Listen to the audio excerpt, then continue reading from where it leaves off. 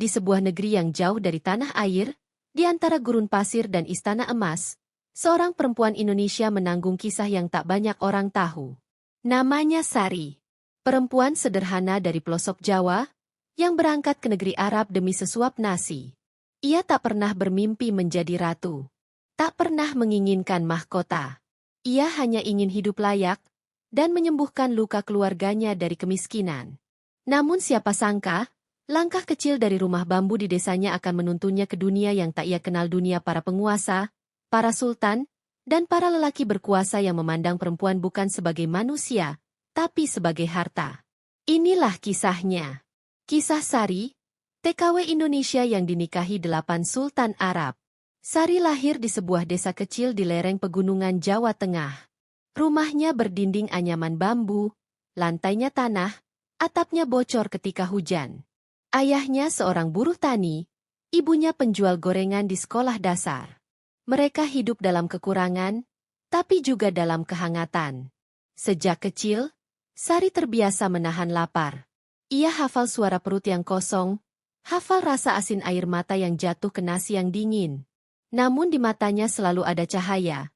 Cahaya kecil dari impian sederhana, membahagiakan kedua orang tuanya. Setelah lulus SMP, Sari tak bisa melanjutkan sekolah. Ia membantu ibunya berjualan dan mengurus adik-adiknya. Tapi kemiskinan seperti benang berduri, makin ditarik, makin melukai. Suatu hari, ayahnya jatuh sakit keras. Paru-parunya lemah, napasnya pendek. Rumah sakit meminta biaya yang tak mungkin mereka bayar. Dan di saat itu, datanglah seseorang, Bu Rika, agen tenaga kerja yang sering merekrut perempuan desa. Di Arab, kerja jaga anak atau bantu rumah tangga. Gajinya besar. Kau bisa bantu keluarga.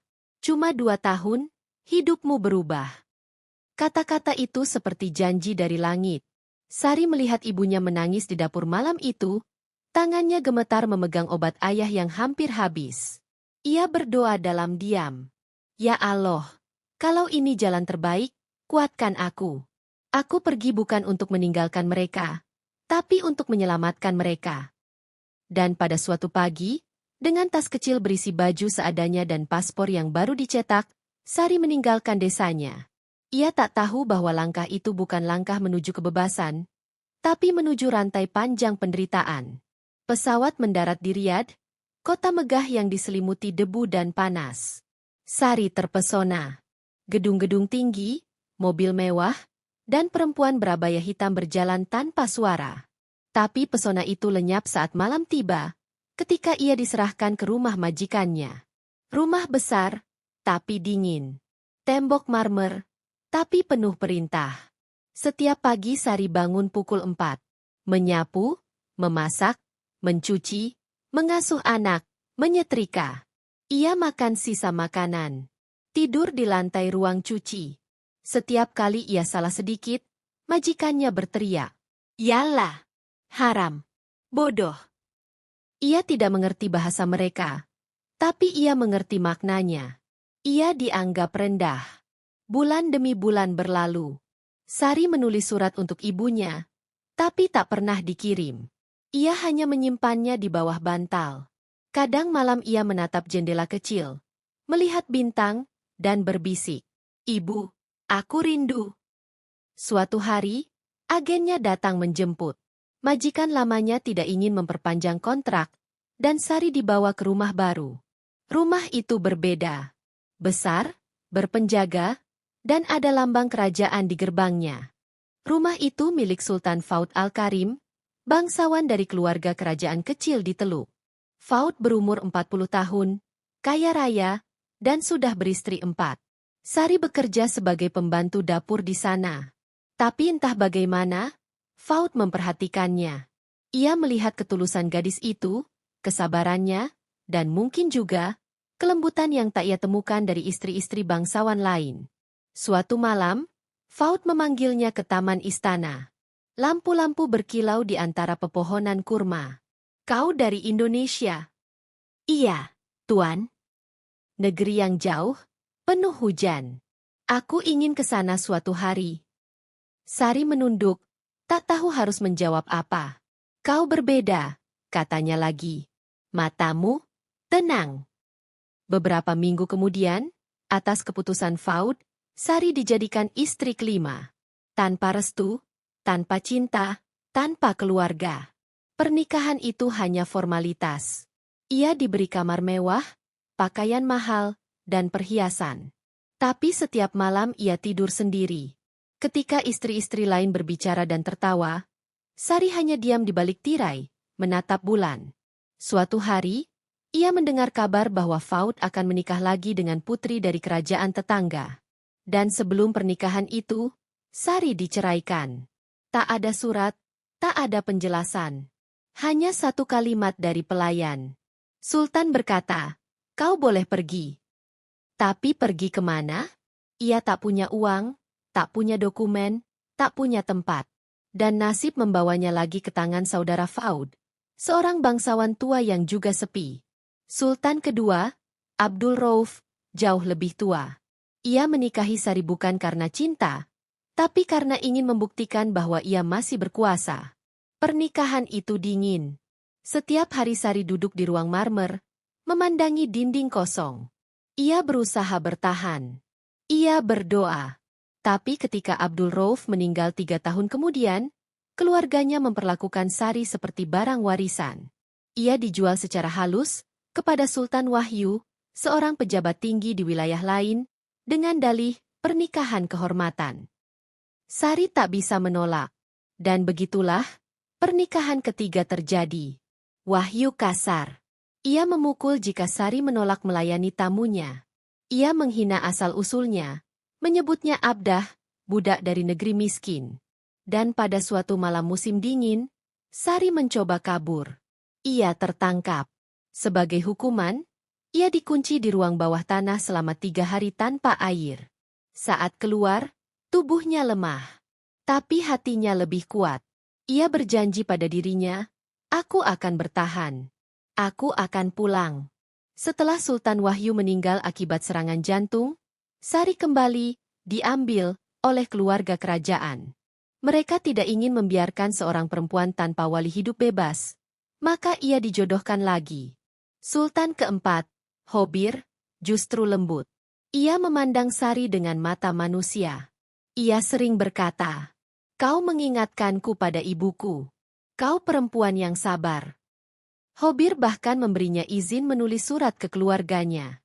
Namun sebelum surat itu sampai, Hobir terbunuh dalam kecelakaan mobil di padang pasir. Dan surat itu hilang bersama harapan. Sari menangis semalaman. Tapi di dunia itu, air mata tak punya nilai. Ia kembali dibawa ke istana lain. Kali ini milik Sultan Anas, yang muda dan haus kekuasaan. Anas hanya menikahinya untuk prestise agar terlihat dermawan, karena mau menikahi TKW miskin. Ia tak pernah menyentuh Sari dengan kasih. Tapi dari pernikahan itu lahirlah seorang anak laki-laki, Hobir kecil. Anak itu adalah satu-satunya cahaya hidup Sari. Namun kebahagiaan itu hanya bertahan 2 tahun. Suatu malam, ketika Sari sedang mencuci tangan anaknya di kamar mandi, 2 penjaga datang. Mereka mengambil Hobir dengan paksa. Anak ini darah bangsawan. Tidak boleh diasuh oleh budak. Sari berteriak, memohon, menangis, tapi suara seorang perempuan miskin tak pernah didengar. Setelah kehilangan anaknya, Sari seperti kehilangan jiwa. Ia jarang bicara, jarang makan. Tubuhnya kurus, matanya kosong. Dan ketika Sultan Anas menceraikannya, ia bahkan tidak protes. Ia berpindah ke tangan bangsawan lain, Sultan Malik, yang menjadikannya istri ke-7. Malik pemabuk, penjudi, dan suka kekerasan. Ia menikahi Sari karena bertaruh dengan kawannya, "Aku bisa menaklukkan perempuan dari negeri miskin." Sari tahu, kali ini ia bukan istri, hanya trofi. Suatu malam, Malik memukulinya hingga pingsan. Ketika sadar, ia sudah di rumah sakit kerajaan. Dokter Filipina yang menolongnya berbisik, "Kau harus keluar dari sini. Kalau tidak, kau mati." Dari sanalah awal pelarian itu dimulai. Dengan bantuan pekerja migran lain, Sari menyamar sebagai perawat dan kabur ke Dubai. Namun nasib belum selesai mengujinya. Di Dubai, seorang pria kaya menawarkan pekerjaan baru. Ia tampak baik, menampung Sari di rumahnya. Tapi beberapa bulan kemudian, ia menikahinya hanya untuk mendapat visa keluarga. Dialah Sultan ke-8, bukan bangsawan, tapi pria berpengaruh di dunia bisnis yang bergelimang uang dan dosa. Setelah beberapa bulan, ia menceraikan Sari dan menjual perhiasan pemberiannya untuk menutup hutang. Sari kembali sendirian. Usianya 40, tanpa keluarga, tanpa anak, tanpa dokumen resmi. Ia hanyalah bayangan dari dirinya yang dulu. Dengan paspor palsu dan uang hasil kerja paruh waktu, Sari akhirnya bisa pulang ke Indonesia. Ia tiba di Bandara Soekarno-Hatta dengan pakaian hitam polos dan wajah letih. Desanya masih sama, tapi semuanya berbeda. Ayahnya telah tiada. Ibunya pikun, tak mengenalinya. Anak-anak desa berlari memandangi orang kaya dari Arab itu dengan penasaran. Orang-orang berbisik di belakangnya. Katanya jadi istri raja. Kalau benar, kenapa pulang miskin? Pasti bohong. Sari hanya tersenyum pahit. Mereka tak tahu bahwa di balik kisah ratu dari Arab itu tersimpan luka yang tak bisa disembuhkan. Malam-malam ia menatap langit, mencari bintang yang dulu ia pandangi di Riyadh.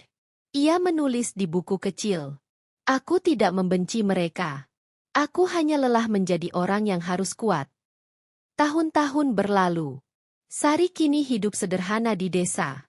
Ia membantu anak-anak belajar mengaji, menulis surat untuk TKW lain yang buta huruf. Ia dikenal sebagai Bu Sari dari Arab, sosok misterius yang lembut dan suka menolong.